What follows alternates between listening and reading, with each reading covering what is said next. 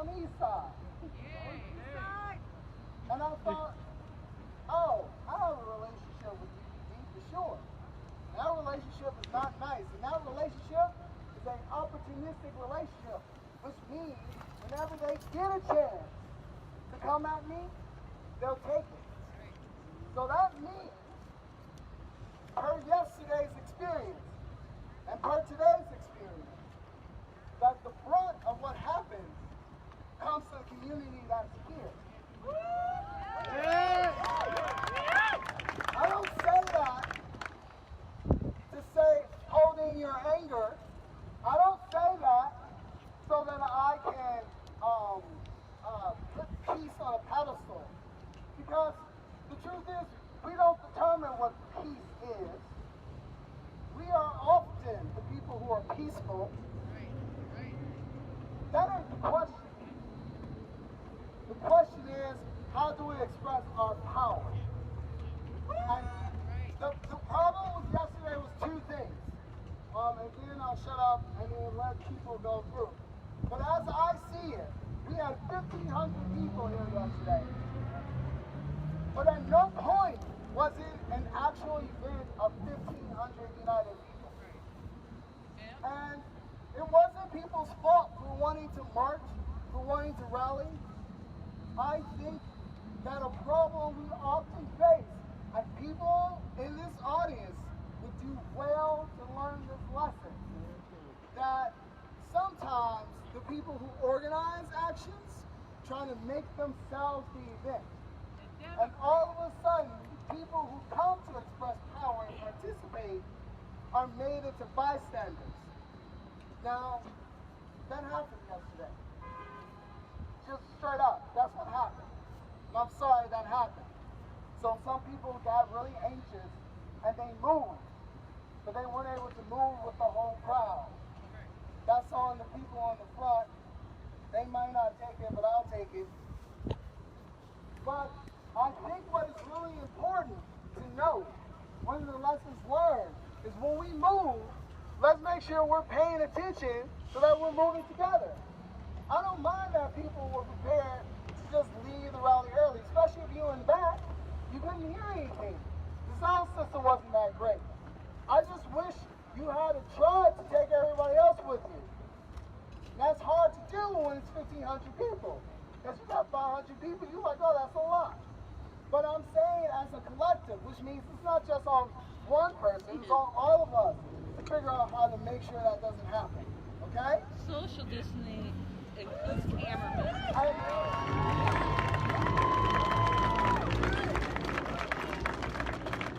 And the second lesson is this. There was a moment where all marches came back together, and yet we were split up again. And that meant that a powerful rally that we had that first cut through Maytown, and then went into the neighborhoods and went into Woodbridge, that passed some low-income housing to let the folks know that we were here for them, wasn't as strong as it should have been. These are moments, because let me tell you as a Detroiter, as a black person, we are under so much pressure and we always feel isolated even from ourselves. So moments like these actually matter. They make a difference. But you have to be intentional and make it clear in uncertain terms that you come to be part of a fight. And that you say, I stand with you in this struggle against police brutality. I stand with you against racism and systematic oppression. And we together can be powerful to achieve freedom, the thing we want. So we want to make sure today that whatever we do, we express that. And that we express that together. Because I think that's important and valuable. And I'm not going to let, even if they want me to, a couple of people, because under no circumstances should leaders condemn people in their movement. I'm not about to allow them to do that.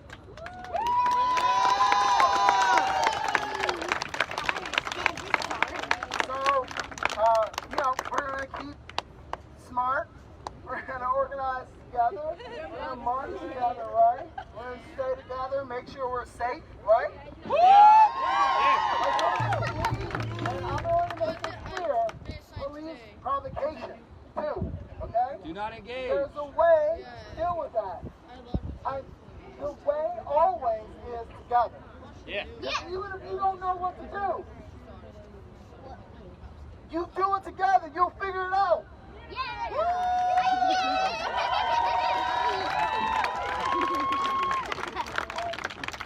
So, yeah, those are my experiences from yesterday. What I think, you know, we can apply moving forward. And now I'm just going to open it up, give a chance for people to speak. The first person I have is Floyd who, man, in such a Detroit fashion. It was so funny. What up, though, Lawan? What up, though? What up, though, is a term of endearment in the city of Detroit. So what up, though? What up, though? Okay, let me know what the right folk we is in this motor city, We right? can't hear you. Speak up. Yeah, I gotta take this mask off, right? So again, Tristan, thank you for organizing this event. I seen the event yesterday on the news, right? When I seen it yesterday on the news, the first thing I said was, hold on, man, that ain't Detroit, right? And the reason why I said that was because I wasn't here. And I knew my business, right? And so first and foremost, I want to acknowledge and Tristan, and I say this very humbly and respectfully, man. The relationship that you got with DPD and the encounter you had, man, I apologize for that encounter. I'm not law enforcement. However, my experience with law enforcement hasn't been yours, but it's been my brothers and a couple of my cousins. So I apologize, right? So the first thing we're going to do after this is we're going to get you in the right room so we can mend that, right? Because as a black man, for me to sit back, me and Tristan had a we good, we locked in. But as a black man, to see the life of another black man literally choked out of it made me angry. It scared me. It made me start putting a lot of things in perspective. And one of the things that I told my best friend, who happened to be right here, I said, man, I don't care what race you was. I don't care what religion you is. My moral compass wouldn't allow me to sit on the sideline and allow another human being to lose their life. Yeah.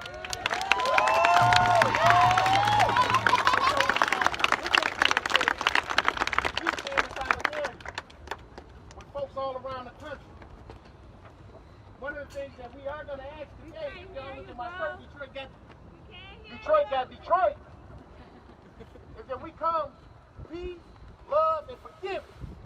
But let's march our ass off.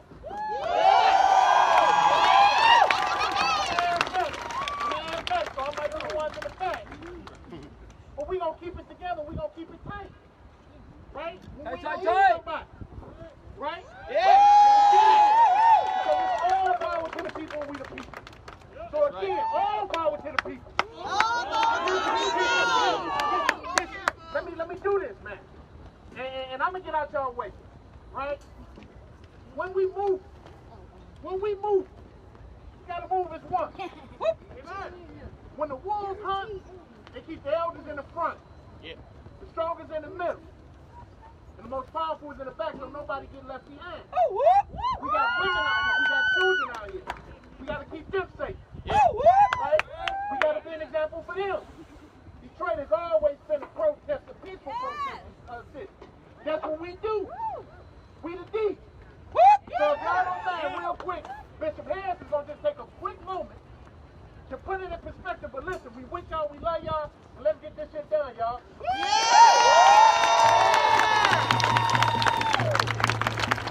What up, though? What up, though? What up, though? What up, though? All right, I want y'all to know that just because he mentioned Bishop in front of my last name, that doesn't mean that I'm at the place of peace with no justice. Because the God that I serve, he's not only a God of love and a God of peace, Vengeful God. but he's a God of justice. What up, though? What up, though? So that is important. But what I need you to understand is first, we appreciate everybody that's here today because you are landing on the line to be an assistant and to be a help to those and lending your voices to those of us who live in this city eat in this city and play in this city every given day. So I say to those of you that travel near and far, what up, though? What up, though? Second thing I need you to understand is that, yeah, this is Detroit. And although we appreciate your presence and your being here today, I need you to be a part of the solution, not a part of the problem. That's what happened yesterday. Wherever there is no purpose, then chaos is going to reign. And I need you to be mindful that when you leave here today, you're going to leave a city behind you. And the way that you leave that city is the people who live here, we got to deal with what's left behind. So I'm asking you, don't leave brokenness behind. You came to help us, right? Yeah. You came to help us, right? Yeah. So then that means I don't need you to leave brokenness behind. I need you to leave healing behind. Let your voice echo the voices that's here every single day. Because when you go home, you're going to put your sign up. But I live Black Lives Matter every single day. So it's important to me. Listen, thank you so much for giving us this opportunity.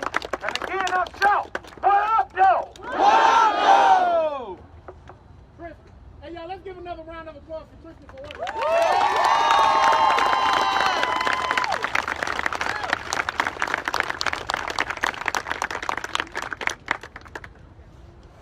Good afternoon, everyone. My name is Nicole Conway. I'm a proud Detroiter for the past 20 years and an civil rights, immigrant rights organizer with BAM by any means necessary. Yep. And I'd like to share our organizational statement.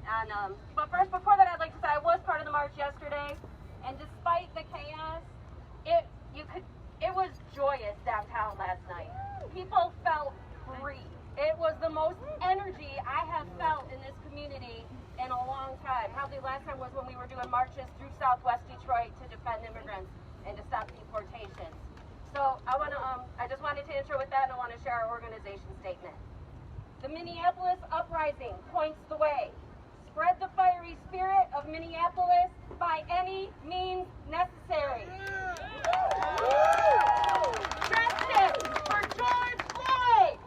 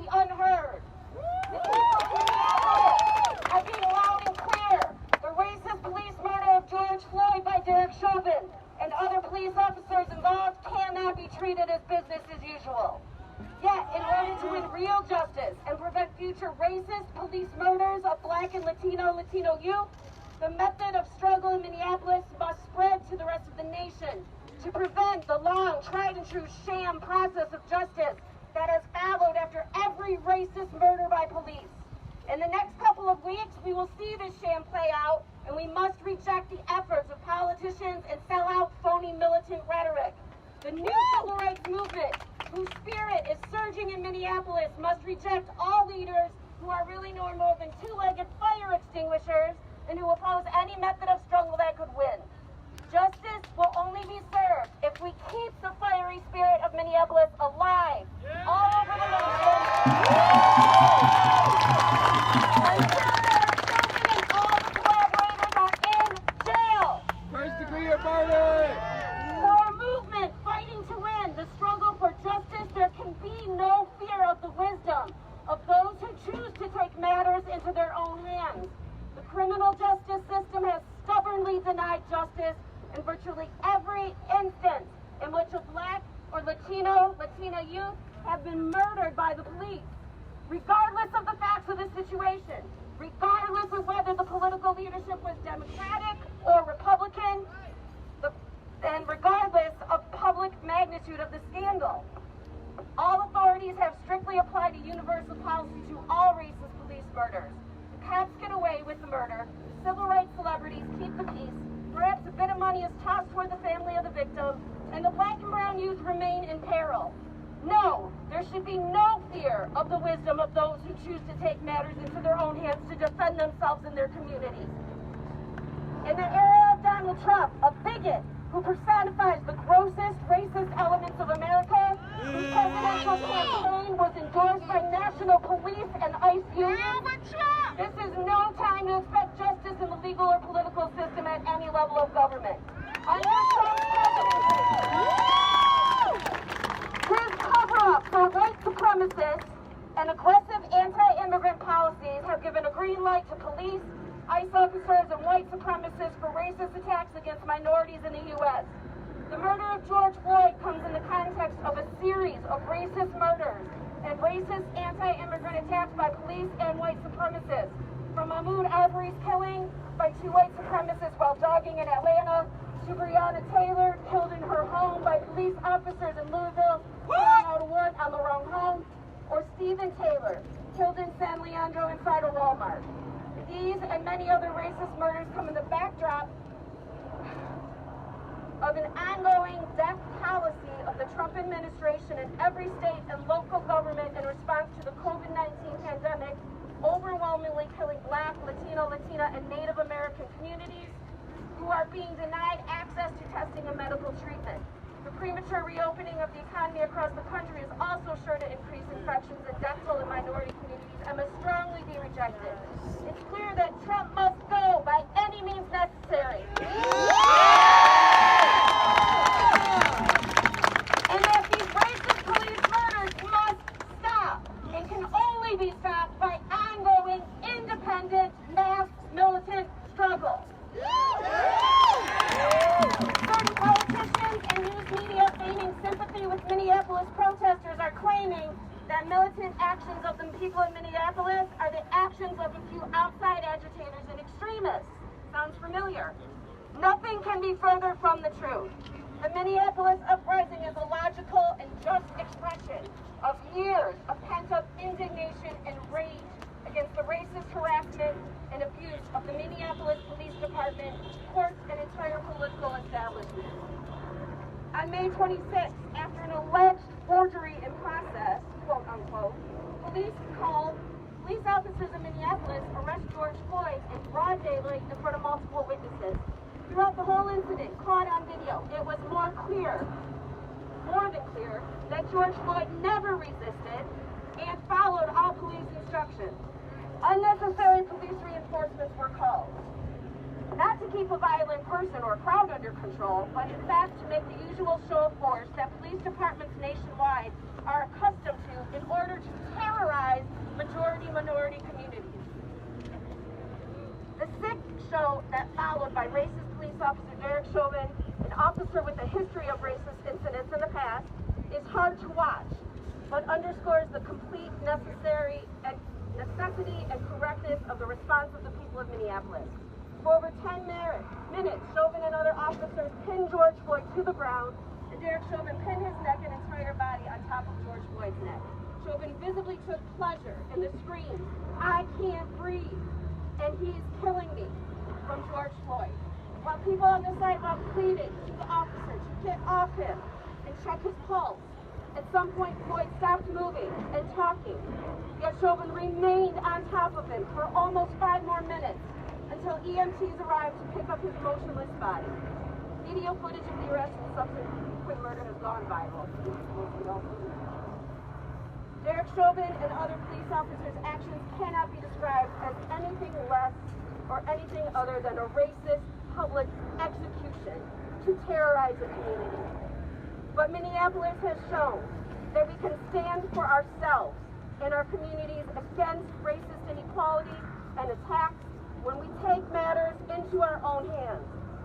For those who decry the actions of people in Minneapolis, it must be made clear that lives are more important than any property.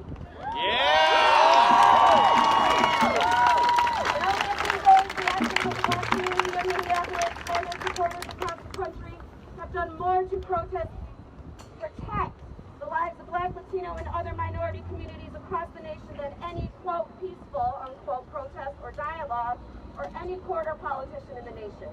The danger now is whether our movement can maintain its consistency and independence, or we fall into past mistakes of ceding power to attorneys, civil rights leaders, or politicians. In this moment, actions speak louder than words.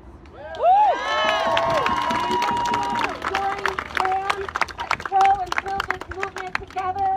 And I would like to propose for today, we take it to another neighborhood. Woodbridge was hit yesterday, Midtown, downtown. I propose to go to Southwest Detroit today and stand with our Latino immigrant community.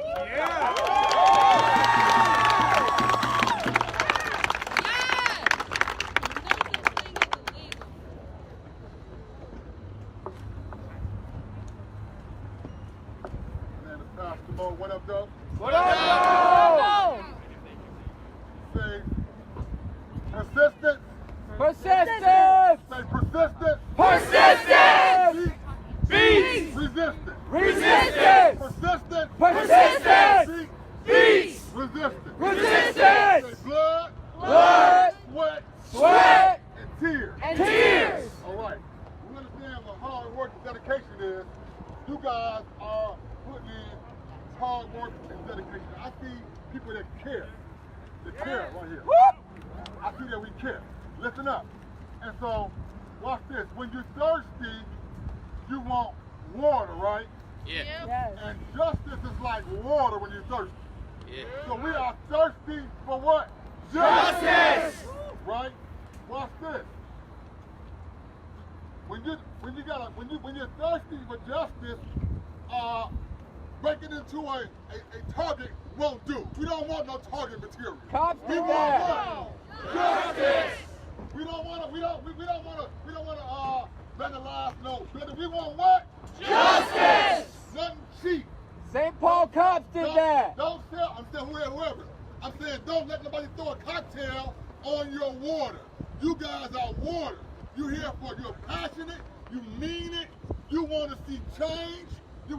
You're here for Minnesota. There was a young kid got shot and killed last night.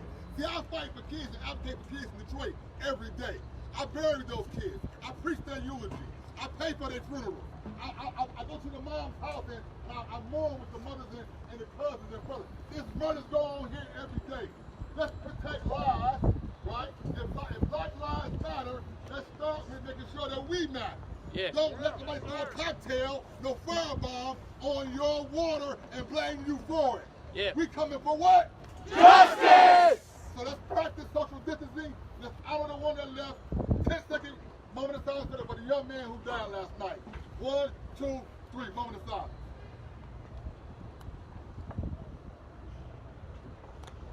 Peace.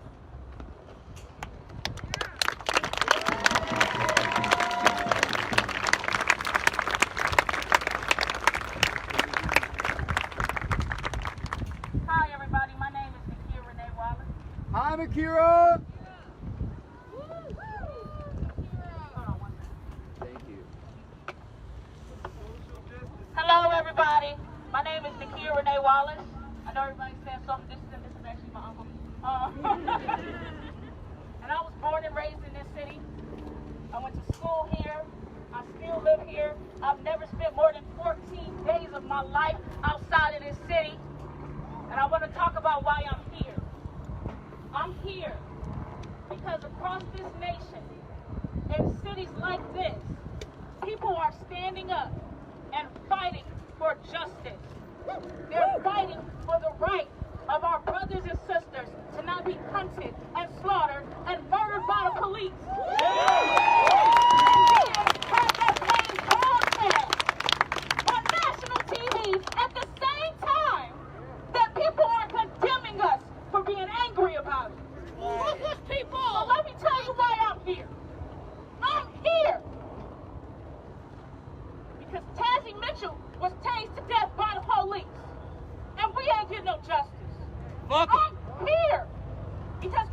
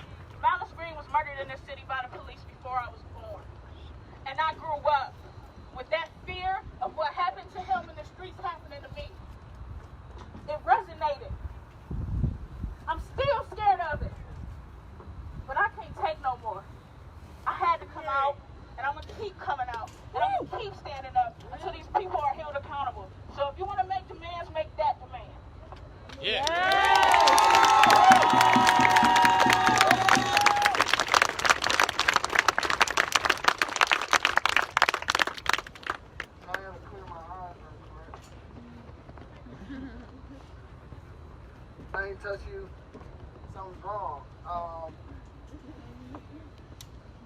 Also, real men cry. Just want to put that out there.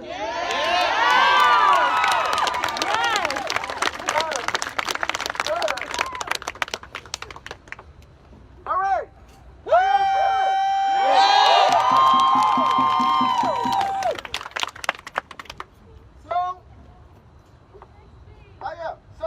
I think that so you know, this is a tricky world we live in. So I'm gonna put it out there that if you can social distance. I know some people come with people, like just do it reasonably, please, to the best of our ability. This is so weird. This is so weird. Alright, so there was a proposal, and I want to know how y'all feel about it. I'm marching to Hold the line. Clark Park, Southwest Detroit. Hold the line. Let's go. That we stand with Y'all feel that? Now, I'm gonna let you know now that if you thought you wasn't gonna sweat for justice today, because some of y'all said that and y'all know where we going. That's cool. But we gonna make a walk. We gonna sweat it. We got a roll. It's a nice one. Oh yeah, we have plenty of water and Gatorade. Actually, I also want to give a shout out. We got medics out here if we need it. I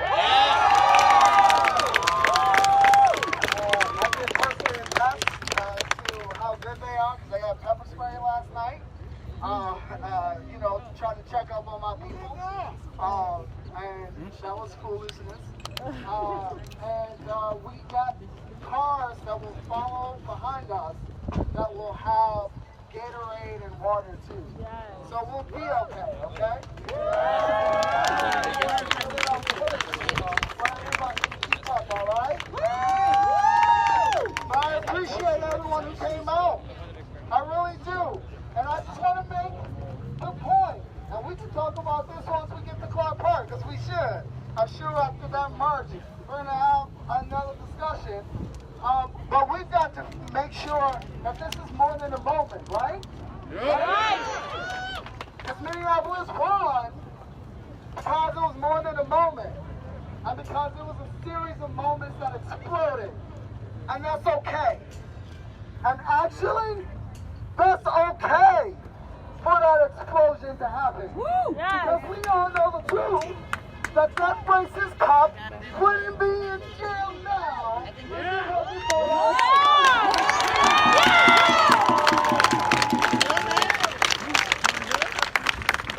The question is, on which basis can we best build power? And what that looks like. So today what that looks like, first and foremost, is we taking the streets. Now today, these streets are our streets that we determine where we go, not the police. They don't run this. They don't run us. So y'all ready to march? Y'all ready to march?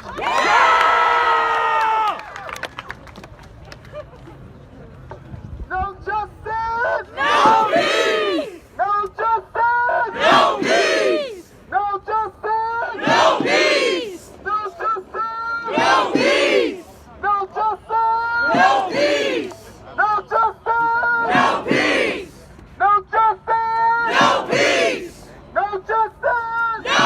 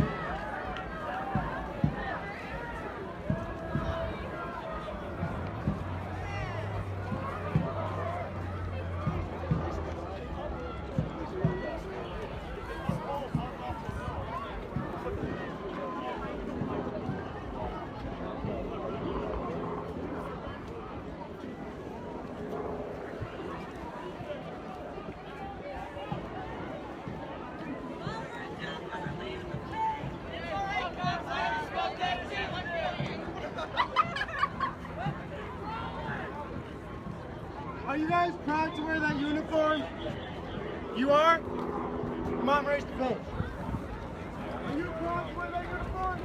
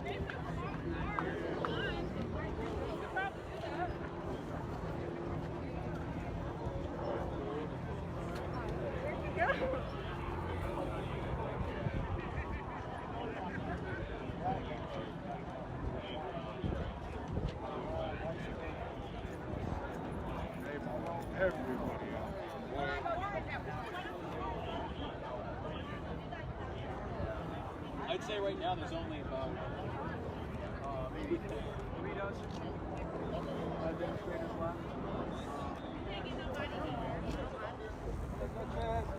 It's her who's gonna be mad. And then at first I said to go home and say, no one was. Well, what I found is a common thread for anybody who's racist. They don't just hate blacks. They don't like Mexicans either. They don't like anybody. They're assholes. They're ignorant. They need to put a stop to the ignorance. Stop being an ignorant piece of shit and realize that we're all human. You got 2 arms, you got 2 legs, you got 10 toes, you got Simon. 2 fingers, you got a mouth. Simon. Nose, eyes, ears, hear, listen, see, understand. Have empathy for the people. That's what I came here to talk about today. I'm glad I can make an impact on you guys. Thank you. Thank you, all of you. You guys are great. Keep on marching, and I'm going to keep on talking. Because I'll probably be here all night, or as long as they'll let me. Because I'm trying to say, hey, I'm trying to spread the message. Thank you so much. I know my voice is going to get hoarse at some point. Thank you. Thank you. Right on. Thank Go, you. Detroit! I just can't stand it. I'm sick of it. I'm sick of the racism. I'm sick of the fact that I gotta be the best worker in my job and my job, or else they look at me like I'm crazy, like I'm just a lazy black dude. And I'm pulling 10 hours just like everybody else, and I'm just like everybody else. And you're gonna look at me like I'm the asshole. Hey, Hey, Simon. How you doing? Good. Good to see you. Thanks for the retweet.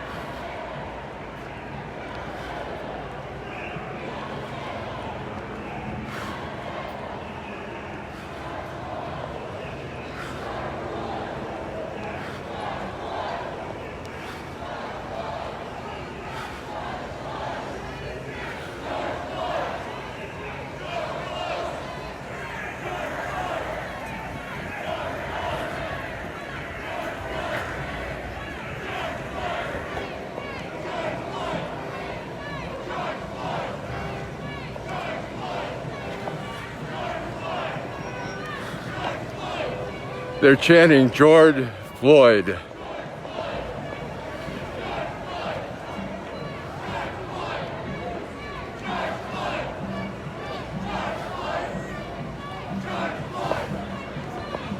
We're approaching the Fox Theater. They're chanting George Floyd.